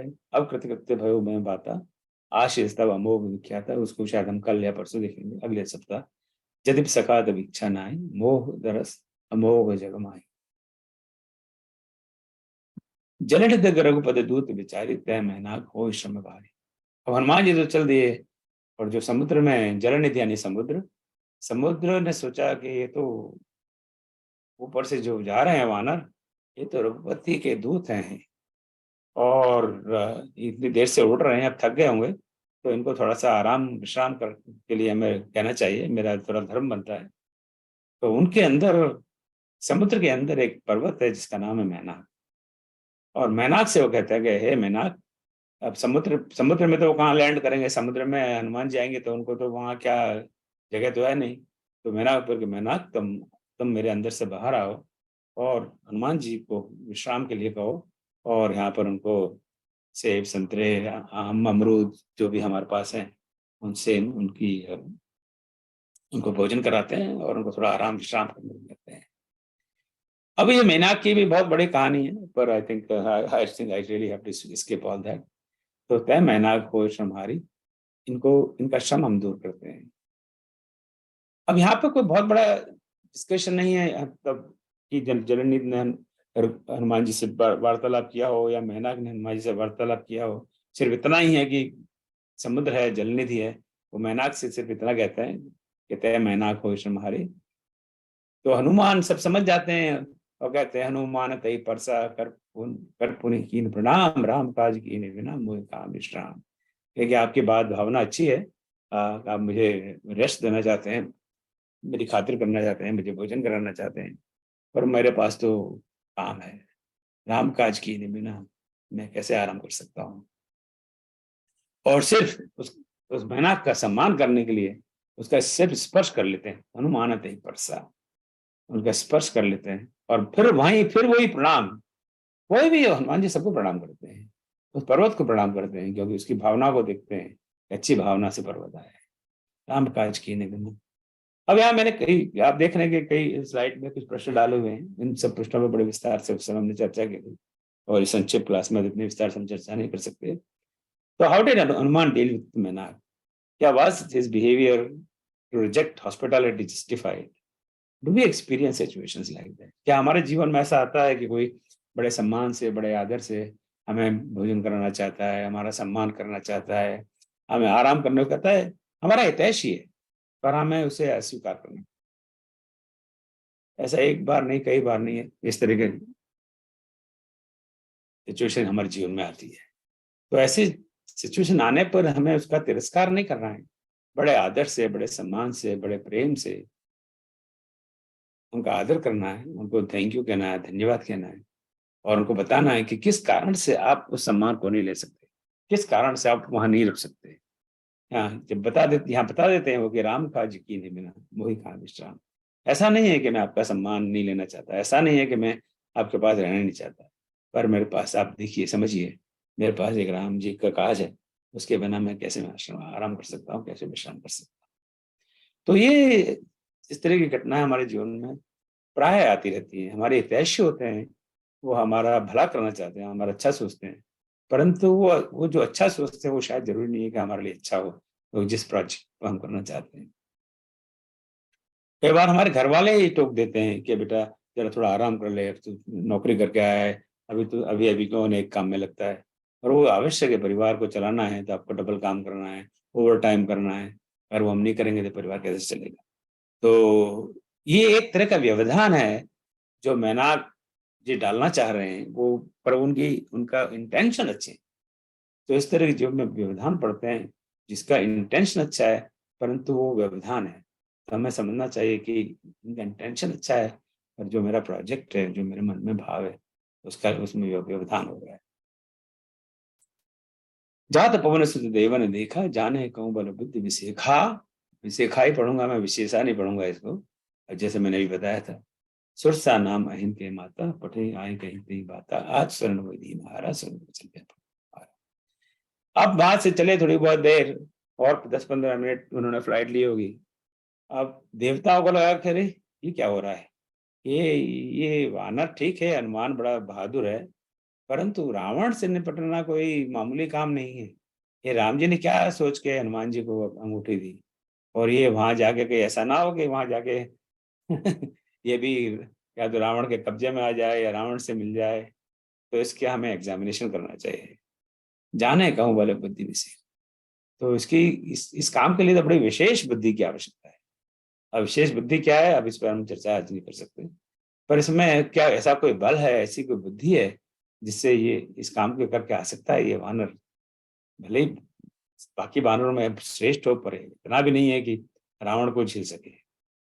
तो उन्होंने उस एग्जामिनेशन के लिए सुरसा माता को भेजा, जो सर्पों की माता है। और वो सर्प की माता आके कहती है, अरे यार तो मेरे लिए आज एक नॉन वेजिटेरियन डिश आ गई है, हनुमान इस वानर को खाने के लिए। और सात स्वर्ण मोदीन हारा, सुन वचन कह कहूँ पारा। अब ऐसे सिचुएशन को हम कैसे हैंडल करें।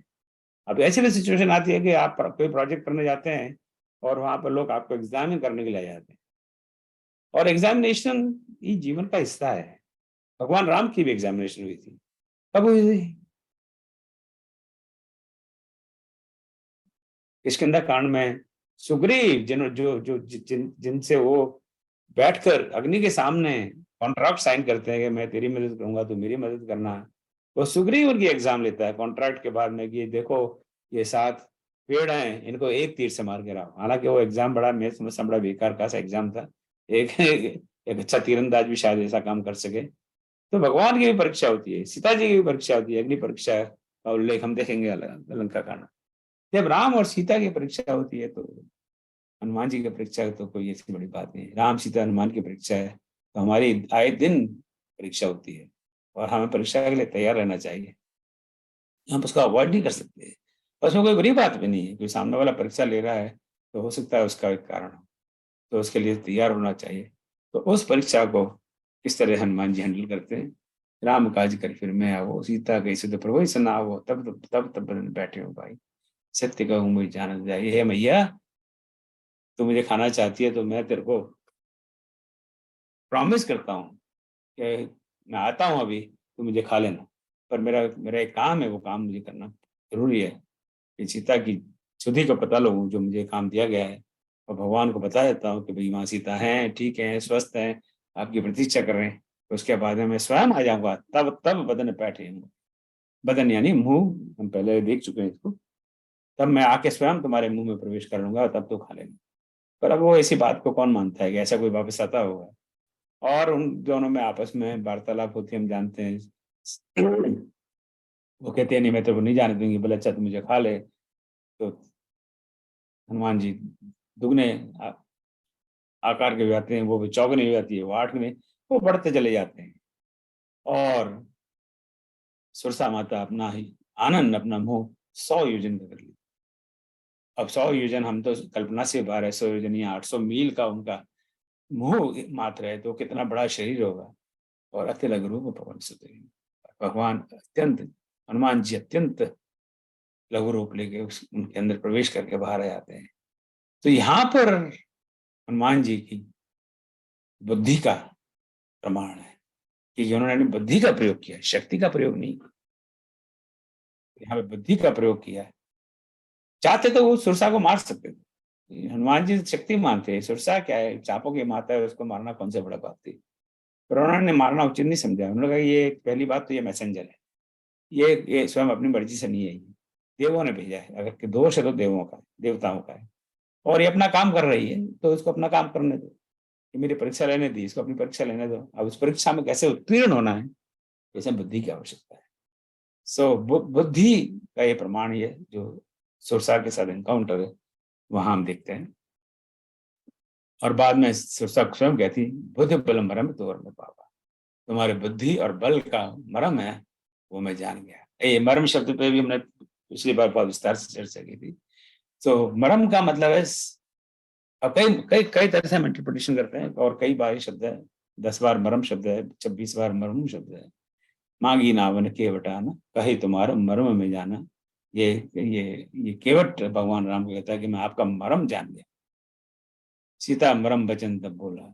तो मरम का अर्थ एक अर्थ आप में से कई मित्रों ने बताया कि एक रहस्य, तुम्हारे बुद्धि और बल का रहस्य मैं जान गई हूँ। और केवट कहते हैं राम को कि मैं आपका रहस्य जान गया हूँ। पर रहस्य से ज्यादा मैं समझता एक बेटर शब्द है वास्तविकता, कि मैं आपकी वास्तविकता को अब जान गया हूँ। सुरसा को लगा मैं आपकी वास्तविकता को जान गई हूँ कि आप एक टुच्चे मुच्चे वानर नहीं हो। आप बुद्धि, आपकी बुद्धि कितनी है, आपका बल कितना है, वो वास्तविक क्या है लोगों को पता नहीं है, वो मैं जान गया हूँ और वो मैं जान गई हूँ। क्या मुकाज जब करे हो तुम, बोलो बुद्धि निधान आशीष दी गई सो हर्ष चले। अब उनसे भी उन्होंने आशीर्वाद मिल गया और आगे चल। तो इसको हम कैसे जीवन अपनाएं, हम ऑलरेडी इस बारे में बात करते जा रहे हैं। तो सुरसा का प्रसंग हमें बताता है कि हमें ऐसी परिस्थिति में कैसे निपटना चाहिए। ये दूसरा ऑब्स्टेकल है। पहला ऑब्स्टेकल था मेनाक का और सुरसा का, जो सुरसा का स्वयं का दोष नहीं है और उसको किस तरह से उन्होंने हैंडल किया। ऐसी परिस्थिति में हमें भी इसी तरह से उसको बुद्धि का प्रयोग करके हैंडल करना चाहिए। अब एक और बात कर लेते हैं, एक तीसरे की। निश्चर एक सिंधु में रही कर्म आया नर के खगाई, जीव जंतु जय गगन उड़ाए जल बिलो स्तन के परछाई, भई छां सक सोन उड़ाए आई विधि सदा गगन चल पाए। तो यहाँ पे अब तीसरा ऑब्स्टेकल है, वह है जो समुद्र के अंदर एक निश्चरी रह रही है। पहले तो मेनाक पर्वत थे, दूसरी बात सांपों की माता है, सर्पों की माता है सुरसा। अब यहाँ तो राक्षसी, उसका नाम भी तुलसीदास जी बताना पसंद नहीं करते कि क्या है, राक्षसी का नाम बताना। निश्चर एक सिंधु में रही, और वो उसके पास में ऐसा विचित्र शक्ति है कि वो छाया से पंक्षी ऊपर जो उड़ रहे हैं पंक्षी उनको खींच लेती है। उसने ये काम हनुमान जी के साथ करे तो बहुत बढ़िया, आज भोजन ऊपर जा रहा है। तो जो उनकी जो छाया थी हनुमान जी की समुद्र में पड़ रही थी, उन्होंने छाया को पकड़ लिया, और छाया को पकड़ लिया तो शक्ति के कारण हनुमान जी फिर आगे बढ़ने में असमर्थ हो गए और सोचने लगे ये क्या चक्कर है, मैं आगे क्यों नहीं जा पा रहा हूँ, उड़ रहा हूँ पर उड़ नहीं पा रहा, ये क्या नहीं अटका हुआ हूँ। तब उन्हें पता लग जाता है कि अरे ये तो ये दुष्ट नीचे बैठी हुई है, और ये गगनचर जो आसमान में घूमते हैं पक्षी पक्षियों को खाती है, सोई छल हनुमान कहा की तासु कपट कपे तुरंत ही चीन। उन्होंने तुरंत पहचान लिया कि अरे ये तो कपटी राक्षसी है, बेटी सामने भी नहीं आती है। एक को भाई सामने आके कहे कि चलो आ जा मेरे से युद्ध कर ले, ये तो बिल्कुल चुपचाप समुद्र के अंदर बैठी हुई है और कपट करके इस तरह पशु पक्षियों को खींच लेती है। अब उसके साथ तो फिर किस तरह व्यवहार करना चाहिए, यहाँ पर कोई उन्होंने उनसे वार्तालाप नहीं किया, कोई उसके हाथ नहीं जोड़े, कोई वो सुरसा के साथ में जैसा व्यवहार किया था वो नहीं किया। उसको तो सीधा ही दंड उसके लिए उचित है, ताही मार भारत पार। सिर्फ 4 पंक्तियों में इस सिंहिका का प्रसंग उन्होंने समाप्त कर दिया है। कई बार ऐसा व्यवधान मिलेगा जहां पर वार्ता का लाभ का कोई विकल्प नहीं, साम दाम दंड भेद, यहाँ तो सीधा दंड ही चाहिए। ऐसा भी हमारे जीवन में अवसर आएगा जहाँ ऐसे भी व्यक्ति मिलेंगे, ऐसी भी सिचुएशन आएंगी या दंड ही एक ऑप्शन है और कोई ऑप्शन नहीं है। तो हम देखते हैं कि 3 व्यवधान है, मेनाक का व्यवधान है, सुरसा का व्यवधान है और सिंहिका का व्यवधान है, और तीनों को बिल्कुल अलग अलग तरीके से हैंडल किया है क्योंकि तीनों अलग अलग चीज। तो इनका हमारे जीवन में क्या संबंध है? इस तरह का हमारे जीवन में रोज संबंध आता है। रोज इस तरह के एक्सपीरियंस हमें मिलते हैं। कुछ व्यक्ति ऐसे होते हैं जो मेनाक जैसे होते हैं, जो हमारे हितैषी हैं, जेन्युइनली हमारे हितैषी हैं, पर भी वो ऐसे काम करते हैं जिससे हमारा लाभ नहीं होता और लाभ नहीं हो सकता। तो हमें बड़े विनम्रता से उससे छुटकारा पाना चाहिए। वो सुरसा जैसे लोग होते हैं जो जिनके भी इंटेंशंस अच्छे हैं, तो उनको बुद्धि से मेनाक के साथ में उन्होंने विवेक का काम किया उन्होंने, उनके पास दो ऑप्शन थे, या तो वहां उनकी आतिथ्य को स्वीकार करते हैं कि इनको नहीं बुरा लग जाएगा, चलो 5 मिनट के लिए, सही 5 मिनट के लिए टिक जाता हूँ, और या फिर इनसे बड़े विनम्रता से विदा मांग लेता हूँ। तो उन्हें ये विवेक है, विवेक का मतलब है हम में ये क्षमता हो कि क्या मुझे करना चाहिए, क्या नहीं करना चाहिए। दो विकल्प है, मैं यहाँ रुकूं या ना रुकूं। उन्होंने उसका प्रयोग किया कि मुझे यहाँ नहीं रुकना चाहिए क्योंकि मुझे राम पर उत्साह के साथ उन्होंने बुद्धि का प्रयोग किया कि बुद्धि के साथ इस सुरसा माता को समझाना चाहिए। और सिंह का कहा तो उन्होंने बल का प्रयोग किया, और बल का प्रयोग करके सिंह को अपने मार्ग से हटाया। तो हमें मार्ग पे आगे बढ़ने के लिए हर तरह के व्यवधान आएंगे और आगे हमें बढ़ते रहना चाहिए। अब तो वो पहुंच गए, बारिध पार गए, वो मदीरा, बारिध यानी जहाँ समुद्र, जहाँ जल का भंडार है, उसको पार गए, हो गए। और तहाँ जाए देखी बन सुबह, गुंजित चंचरी मधुलोभा, नाना तर फल फूल सुहाए, तग ब्रग वृंद देख मन भाए, शैल विसारा देख आगे, तापर धाये चढ़ू बह त्यागे। यहाँ लंका की सुंदरता का वर्णन, तुलसीदास जी देखिए ना, लंका की सुंदरता का वर्णन कौन करेगा? वहां तो रावण रहता है, उन्हें तो उसकी निंदा करनी चाहिए। तो तुलसीदास जी का ऐसा व्यवहार नहीं है, वो अपने विवेक का प्रयोग करते हैं। जहाँ सुंदरता है वहां सुंदरता है। तो लंका सुंदर नगरी है, सुंदर देश है, सुंदर भूमि है, उसके वृक्षों का, उसके पेड़ों का, उसके पर्वतों का, सरोवरों का, सबका अच्छा सुंदर वर्णन करते हैं। और वहां पर एक पर्वत को देखकर हनुमान जी वहां उस पर्वत पर चढ़ जाते हैं। उसके बाद में एक ये चौपाई है, वो एक कोटेशन में डाली, उमा न कछु प्रभु के दिखाई, प्रभु प्रताप जय काले। ये कोटेशन में क्यों है? क्योंकि यहाँ पे उमा कहाँ से आ गई? पार्वती जी। अब हमें याद रखना चाहिए कि तो राम कथा है जिसको शिव जी पार्वती जी को सुनाते हैं। तो दूसरे से बार बार याद दिलाते हैं कि मेरी मैं कहानी ये नहीं लिखा है, तो शिव जी की कहानी। शिव जी कहते हैं उमा से, हे उमा, ये जो भी काम किया है अब तक मैंने बताया हनुमान के बारे में, इसमें हनुमान जी की कोई बड़ाई नहीं है, ये तो प्रभु के प्रताप का है, उससे ये काम हो रहा है। तो हमें ये हमेशा ये ध्यान रखना चाहिए कि हम कितना भी हमारा अचीवमेंट हो जाए, वो अचीवमेंट इसलिए होता है, हम चाहे नेता बन जाएं, चाहे अभिनेता बन जाएं, चाहे बड़े धनी बन जाएं, माइक्रोसॉफ्ट के कौन है वो बड़े धनी, और या अंबानी बन जाएं, या मोदी बन जाएं, या बाइडेन बन जाएं, वो प्रभु के प्रताप से ही होता है। जो भी होता है प्रभु के प्रताप से होता है। हमें घमंड में, गर्व में नहीं होना चाहिए, क्योंकि हम समझते हैं कि हमने कर लिया, तो करते तो परमात्मा ही है। गिर पर चढ़ लंका ते देखी, कहीं नहीं जाए थे दुर्ग विसेखी, अति उत्तंग जल निधि चौपादा, कनक कोट कर परम प्रकाशा, कनक कोट विचित्र मणिकृत सुंदरता है ना घना। और उसके बाद में और चंद की चौपाई हैं। तो यहाँ पे लंका का वर्णन है, ये लंका कितना सुंदर है, उसका किला कितना सुंदर है, वहां पे लोग क्या कर रहे हैं, वगैरह वगैरह। उस सबको मैं स्किप कर रहा हूँ, आप स्वयं आगे पढ़ेंगे। और इस दोहे के बाद में मेरे खजाज रुकता हूँ मैं। पूरे रखवारे देख बहु कप मन की विचार, अति लग रूप धराऊं नगर करो पैसा। अब सोच रहे हनुमान जी कि मैं यहाँ आ तो गया, पर यहाँ तो बहुत सारे रखवारे हैं। मन में विचार करने लगे मुझे क्या करना चाहिए। अति लग रूप धराऊं, हनुमान जी कई, आप हनुमान जी का पूरा प्रसंग पढ़ेंगे तो वो कुछ भी काम करने के पहले विचार करते हैं। अब आप शुरू जहां से हनुमान जी का प्रसंग शुरू होता है किष्किंधा कांड से और उत्तरकांड तक, हनुमान जी का कॉन्टेक्स्ट आप देखिए, कोई भी काम करने के पहले हम से विचार करते हैं। तो अब यहाँ विचार करते हैं, जल्दबाजी में नहीं करते कोई काम अवश्य करते हैं, पर विचार करते हैं कि क्या ठीक है क्या ठीक नहीं। अब यहाँ विचार करते हैं कि मुझे क्या करना चाहिए। यहाँ बहुत सारे रखवारे हैं, लंका की रक्षा करने के लिए तैयार हैं। अब मुझे जाना तो सीता जी के पास है, तो अति लघु रूप धरा हूँ, मैं एक छोटा सा रूप धारण कर लेता हूँ। इतना बड़ा मैं जो मेरा नॉर्मल रूप है उस रूप में मैं जाऊंगा तो लोग बाग मुझे देखेंगे कि कौन आ गया, और मुझसे प्रश्न करेंगे और मुझे पकड़ लेंगे, और उसके बाद में मार झमेला होगा, हो सकता है मारपीट भी हो जाए, तो इससे मुझे दूर रहना चाहिए।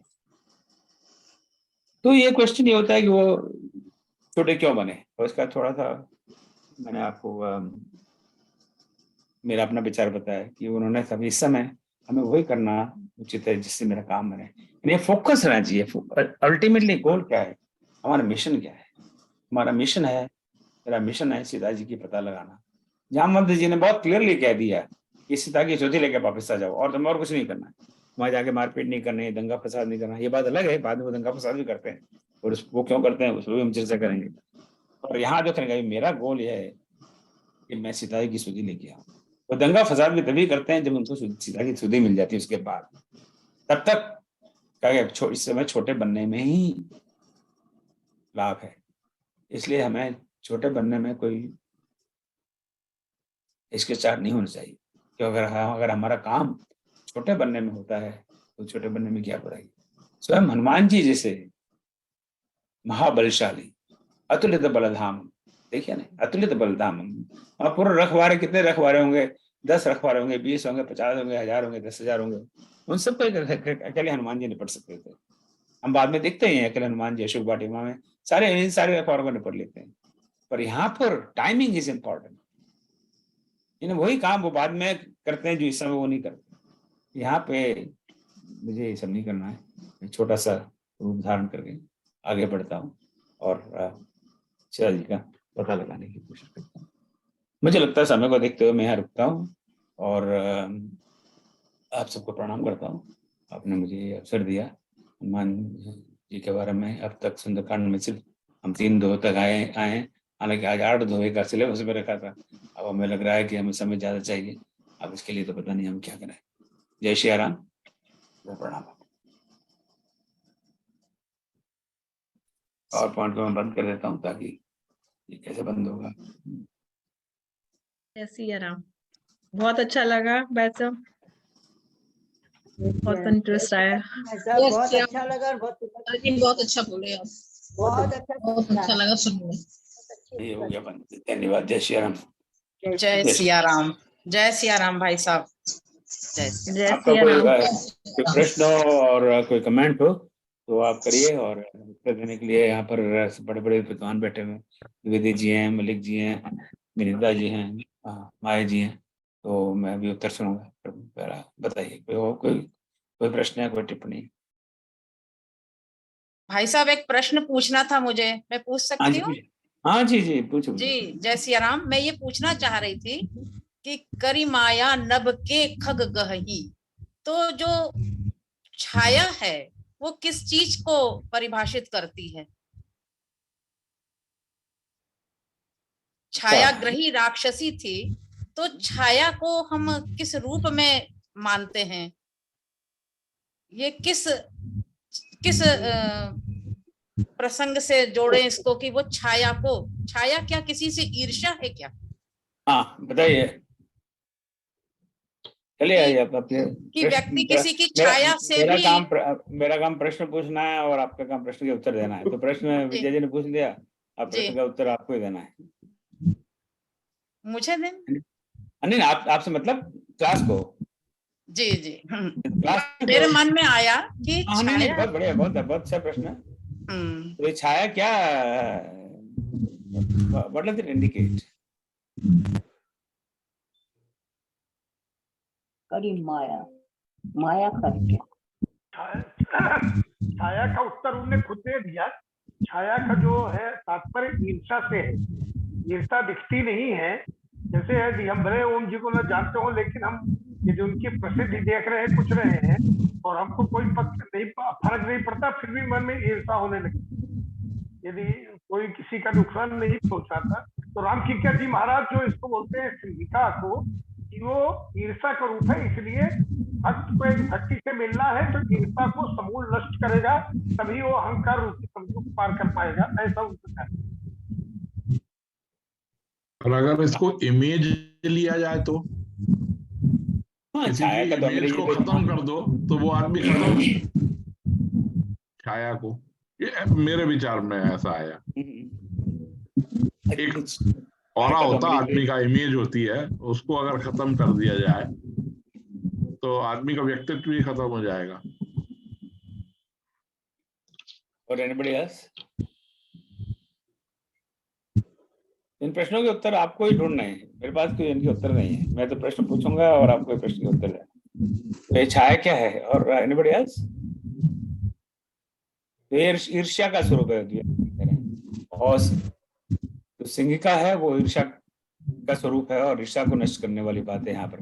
मलिक जी यू आर, आप अंदर कंट्रोल करके बैठे हुए हैं, यहाँ बोलना बोलो बोलो बोलो पर नहीं तो सिंपल है कि आसमान में कोई उड़ रहा है, उसकी छाया नीचे पड़ेगी तो उससे ही पकड़ लेते हैं। उसकी इतनी शक्ति थी कि छाया से कोई देख करके उन लोगों को पकड़ ले, कोई दूसरा मुझे नहीं लगता है।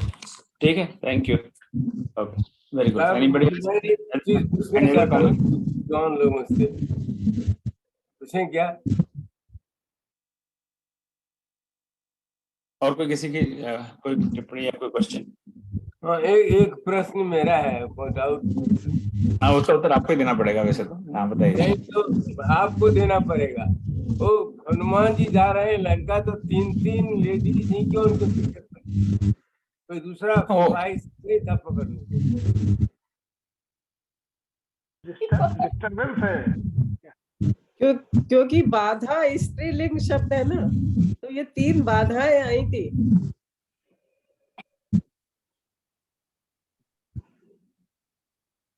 तो मैनाक पर्वती बताए थे, मैनाक को क्यों भूल गए आप? मैनाक तो है मारो लेडीज जो पकड़ने जाती है। I agree. नहीं, मैनाक जी भी तो उनको लालच दे रहे हैं, आओ भाई बैठो यहाँ पे। स्त्री पुरुष की तो कोई बात ही नहीं है। आई थिंक एक बार चलेगी तो this gender is actually meaningless. हाँ शाल जी कहिए आप। अनम्यूट शाल जी, अनम्यूट, आप हमेशा भूल जाती हैं। मुझे नमस्कार सभी, राम राम सभी मित्रों को। मुझे लगता है कि तुलसीदास यहाँ पे 3 बाधाओं के माध्यम से हमें 3 बात समझाना चाहते हैं। पहली इच्छा शक्ति की, जो कि उन्होंने मैनाक पर्वत से विश्राम करने का और उसका आतिथ्य ठुकराया, उसमें उनकी दृढ़ इच्छा शक्ति थी कि पहले काम जरूरी है फिर आराम। फिर दूसरा विवेक, जहाँ पे उन्होंने सुरसा के, तो इच्छा शक्ति किसी भी सफलता के लिए पहली शर्त है इच्छा का होना, फिर विवेक का होना, और तीसरा है कि हमें कुशलता या नेविगेशन का होना, कि वो जो छाया को टारगेट करके मार सकता था उसको कैसे नेविगेट करके वो से निकल के गए। तो हर सिचुएशन को संभालने की हमारे अंदर अगर शक्ति है, ये तीनों गुण हमारे अंदर हैं, तभी हम कोई कठिन काम कर सकते हैं। ये तुलसीदास बताना चाह रहे हैं, यही सोच है। बहुत बढ़िया, बहुत बहुत धन्यवाद। अब मुझे आपसे एक सबसे क्वेश्चन है, क्योंकि ये जो आप आज का मैं अनुभव देख रहा हूँ, इस गति से चले तो ये 5 दिन में पूरा नहीं होगा। तो 2 ऑप्शन है, या तो मैं गति बढ़ा दूं, वो कर सकते हैं हम, या फिर समय बढ़ाएं। What do you think? Sir time बढ़ा दीजिए ना, गति इससे ज्यादा बढ़ सकती है। नहीं गति बिल्कुल, सर ज्यादा दिन तक चलता रहेगा। टाइम बढ़ा दीजिए। तो आज कुछ स्लो नहीं हो गया? आपको लगता है बहुत ज्यादा स्लो हम चल रहे थे? नहीं भाई सर, स्लो नहीं है, आप ठीक बोले। स्लो तो हो रहा है लेकिन ज्ञान भी मिल रहा है। और बाकी टाइम हमारे पास बहुत समय है। आप रिटायर्ड हैं, हम भी रिटायर्ड हैं। समय ही समय है। पर बाकी सब तो काम समय ही समय है। नहीं ओम जी, ज्ञान जरूरी है। भारतवर्ष में रात का टाइम है। तो अभी ऐसा कहानी है ना, मैं जिसलिए बहुत लंबा करना ठीक नहीं, वो 3 तरह से टाइम, 2 तरह टाइम पड़ता है। एक तो भी वो 1 घंटे की जगह इसको 1.5 घंटा करना है, या फिर 5 दिन की जगह नंबर ऑफ क्लास बढ़ा दीजिए। भाई साहब एक मेरा प्रश्न है। एक मिनट माथे जा रहा हूँ, 1 मिनट मैं जरा इसको थोड़ा सा रिजॉल्व कर लूं। या 5 दिन की जगह इसको 7-8 दिन कर दें, यानी वो दो भाई साहब जो एक दीदी ने अभी बताया 3 बाधाओं को समझा रहे हैं, तो एक तो उन्होंने बताया इच्छा, दूसरा विवेक, और तीसरा क्या है? बल। तीसरा बल है, कुशलता।